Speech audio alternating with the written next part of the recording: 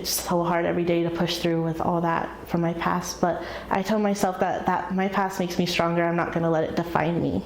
And that right there is the start of a beautiful success story, coming after years of abuse, trauma, and then just trying to navigate our state's foster care system as a young teenager. Many kids are still forced to do it, though, with little to no options beyond homelessness. One local woman, though, recognized that issue and is trying to tackle it. Julie Frendak met with her, but the woman, I should say, behind Tender Love, trying to expand her mission to teens aging out of foster care. They're so vulnerable, Julie, and she sees that need firsthand. She does. She says she gets called weekly from 17, 16, even 15-year-olds looking for a safe place to live and thrive.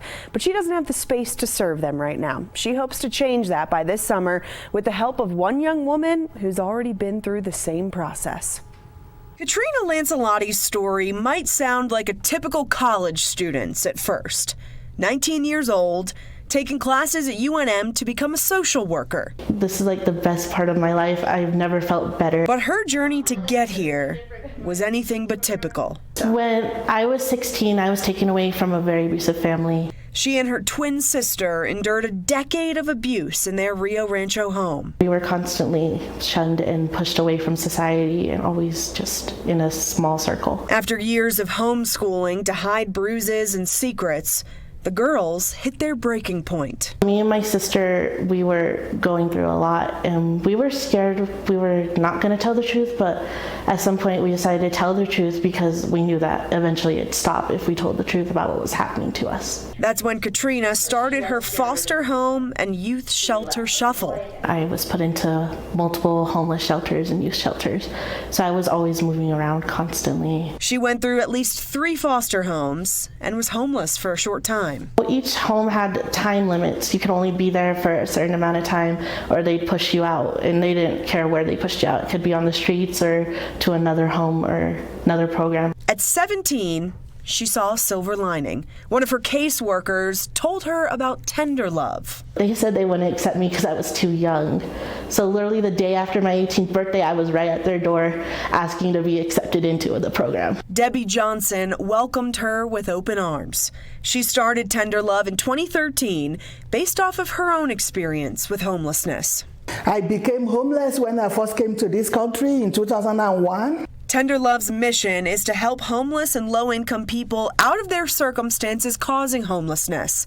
It started with just job training and expanded to housing for homeless women and children. I don't see homeless. I see future leaders. I see, future business owners. What makes us different is that we break the cycle of homelessness from the root. Now Johnson has her sight on the next expansion, to help kids aging out of the foster care system.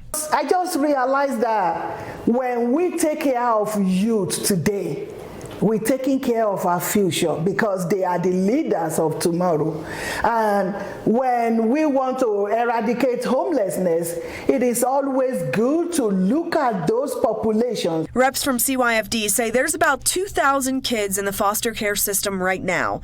At least 60 will age out between now and the end of the year. Johnson says it's too easy for them to fall into bad behavior and end up in jail. We just want to help them, mentor them, counsel them, guide them towards achieving, successful lives. And Katrina wants to help with that mission through her next goal of becoming a social worker for Tender Love. I finally know that I'm worth it and I can achieve something great for other people. Johnson hopes to have a new house bought or rented by July. She says they need more funding to make it happen, then of course furniture and other supplies to make the new house a home.